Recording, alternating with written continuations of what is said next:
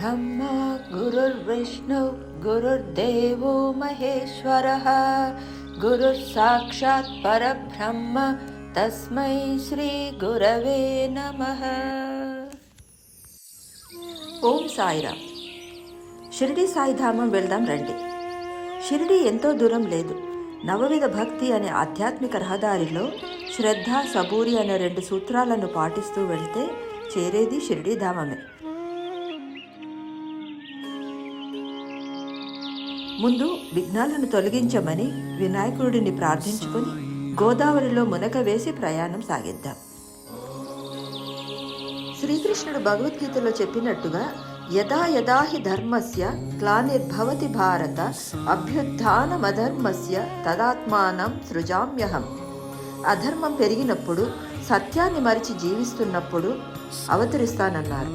భారత స్వాతంత్ర్య ఉద్యమ సమయంలో ప్రజలకు ధర్మాన్ని, గురుమార్గాన్ని, గురుతత్వాన్ని బోధించి ఐక్యమత్యాన్ని పెంచగా అవతరించిన అయోని సంభవుడు సాయిబాబా.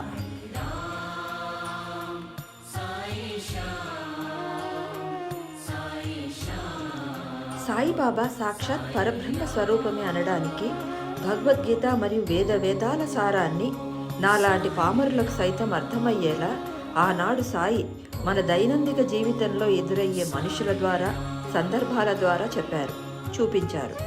ఆ లీలల సంకలనమే సాయి సచ్చరిత్ర. ఆ లీలలు కొన్నింటిని చూద్దాం మరి. ఇలా రండి, ఖండోబా మందిరంలో ఖండోబాను దర్శించుకొని ద్వారకామయి వైపు సాగుదాం.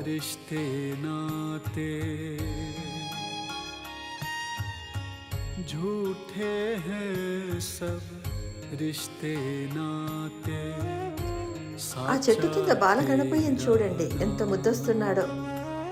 ఆయన కూడా బాబావారి లీలను చూస్తూ చిద్విలాసంగా ఉయ్యాల ఊగుతున్నారు. మనము చూద్దాం మరి. ద్వారకామయిలో బాబా గోధుమలు విసిరి నీటితో దీపాలు వెలిగించి నాకేమీ తెలియదు అల్లా మాలిక్ అంటున్నారు. ఇదిగో ఇక్కడ శ్యామ పాపం పాము కాటుతో మెట్ల వద్దే ఆగిపోయారు. ఆగు, పైకి ఎక్కవద్దు, దిగు, కిందకు దిగు అనే బాబా గర్జనతో. ఆ గర్జన శ్యామలో పైకి ఎక్కుతున్న విషాన్ని ఉద్దేశించి దిగమంటున్నారు. అంటే పరబ్రహ్మ స్వరూపం మాత్రమే ఈ చరాచర జగత్తులోని ప్రతి అంశాన్ని ఆదేశించనుగలరు, సంభాషించనుగలరు. ఈ లెండి బాగ్ని చూడండి. ఒకప్పుడు ఇది పెంటకుప్ప. దీన్ని బాబా శుభ్రపరిచి పూలవనంగా మార్చి ఈ మొక్కలకు పచ్చి కుండలతో నీళ్లు పోసి చెట్టు కింద బోర్లించేవారు. దీని అంతరార్థం ఏంటంటే మన మనసులో నుండి నెగటివ్ థాట్స్ను తీసివేసి ఆ స్థానంలో సద్భావాలను నాటడం. పచ్చి కుండ అంతరార్థం: మట్టితో చేసిన కుండ పగిలినా, కుండ రూపం మారినా మట్టి మాత్రం మిగిలి ఉంటుంది. పూర్ణమైన భగవంతుడి నుండి మాయను లేదా పూర్ణమైన జగత్తును తీసివేసిన భగవంతుడు మాత్రం శాశ్వతం. ఇన్ని లీలల్ని వింటున్నాం, మరి అదిగో పదండి సమాధి మందిరానికి, హారత్కి హాజరవుదాం. బాబా ఒకరోజు ద్వారకామాయిలోను, మరొక రోజు చావడిలోనూ నిద్రించేవారు. అదే ఈ చావడి ప్రొసెషన్. అయ్యో, బాబా చాలా దిగులుగా కూర్చుని ఉన్నారు, విరిగిన ఇటుకను తలచి. దీని భావం ఏంటో చూద్దాం. బాబాకు వారి గురువు గారిచ్చిన ఇటుక ఇది. దీన్ని బాబా ప్రసాదంగా స్వీకరించి ఇది నాకు తోడు నీడ అన్నారు. పంచభూత సముదాయమైన ఈ ఇటుక నిర్మాణంలో ఉపయోగపడుతుంది. అలాగే మన తల్లిదండ్రులు ఇచ్చిన పంచభూత సముదాయమైన ఈ శరీరాన్ని, ఈ ఆకారాన్ని గురువుకి అప్పగిస్తే ఆయన ఈ సమాజంలో మనకు ఒక అర్థవంతమైన స్థానాన్ని కల్పించి జీవితం ధన్యమయ్యేలా చేస్తారు. గురువిచ్చేది ఇటుకైనా, బంగారమైనా, జీవితమైనా, మరేదైనా ఎల్లప్పుడూ గుర్తుంచుకొని ప్రేమించి ఆరాధించి దాంట్లో గురువుని చూడండని గురు పరంపర సాంప్రదాయంలో గురువిచ్చిన దానిని గురువుకి ప్రతిరూపంగా భావించండని చెప్పడం. ఈ చెట్టు క్రింద బాబా చాన్పాటిల్ గుర్రం. చాన్పాటిల్ తప్పిపోయిన గుర్రాన్ని బాబా చూపించడం. గుర్రం అంటే మన మనస్సు. పరిపరి విధాల పరిగెత్తే మన మనస్సును కంట్రోల్లో ఉంచాలంటే గురువును ఆశ్రయిస్తే మన మనసుని కంట్రోల్లో పెట్టి మనం కోల్పోయిన వాటిని పొందేలా చేస్తారు. ఇదే ఈ లీలార్థం. ఇక్కడ గురుస్థానం దగ్గర భూగృహం. దీని అంతరార్థం ఏంటంటే, భూగృహం అంటే నీలోకి నువ్వే వెతుక్కుంటూ వెళ్తే జ్యోతి రూపంలో ఉద్దీపన కలిగి ఆత్మజ్ఞానం కలుగుతుంది. ఇదిగో ఇక్కడ రైల్వే స్టేషన్ దగ్గరికి రండి. బాబా టాంగావాలాగా వచ్చి రామ్గిరి భువాని పిక్ చేసుకుని ఒక భక్తుడి ప్రార్థన మేరకు విభూతి హారతి పాటను రాసిన కాగితాన్ని నానాసాహెబ్ కూతురు మైనతాయి ప్రసవ వేదన తీర్చడానికి వస్తున్నారు. భక్తుడు విశ్వాసంతో ప్రార్థిస్తే వారి నమ్మకాన్ని నిలబెట్టేందుకు సాయి ఏ రూపంలోనైనా వస్తారని, ఆపద నుండి రక్షిస్తారనడానికి ఈ లీల నిదర్శనం. ఇక్కడ ఈ ఇంటి దగ్గరికి రండి.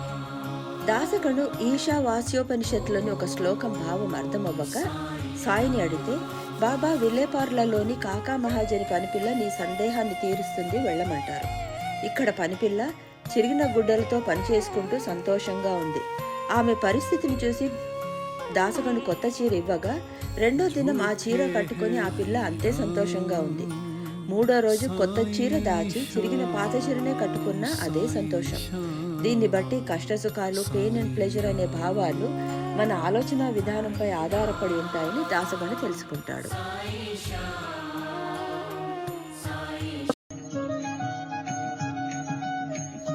బాబా తనను దర్శించి వచ్చిన భక్తుల ఇష్టదైవం రూపంలో శివుడిగా, రాముడిగా, గణపతిగా మరెందరో రూపాల్లో దర్శనమిచ్చి వారిలో భక్తి, విశ్వాసం, ప్రేమ పెంపొందేట్టుగా చేశారు. బాబా భిక్ష అడిగి జనులను పాప విముక్తులను చేసేవారు. రోగులకు బాబా స్వయంగా ఔషధాలను నూరి కట్లు కట్టి చికిత్స చేసేవారు. బాయిజాబాయ్ ప్రతిదినం బాబాను వెతుక్కుంటూ అడవిలోకి వెళ్ళి మరీ భోజనం వడ్డించి తినిపించేది. బాబా మసాలాలు నూరి వండి వార్చి ఊరి ప్రజలకు సంతోషంగా వడ్డిస్తున్నారు చూడండి. మొట్టమొదటిసారిగా బాబాని మహాల్సాపతి ఆవో సాయి అని పిలుస్తారు. అంటే మార్పు చెందని నామరూపాలకు అతీతమైన సర్వకాలములందు ఉండే వస్తువు ఆత్మ. ఆ ఆత్మకు పర్యాయ పదం షాయి. ఊర్ధ్వమూల మధశాయి అంటే అంతటా వ్యాపించిన కాంతి అని. ఆ కాంతి, ఆ షాయియే సాయిగా పిలువబడింది. ఇక్కడ బాలాజీ పాటిల్ నేవాస్కర్ పండించిన పంటనంతా బాబా ముందు పెట్టి బాబా ఇచ్చిన దానితో తృప్తిగా సంసారాన్ని సాగించేవాడు. ఇది అర్పణ బుద్ధి, ప్రసాద బుద్ధికి తార్కాణం.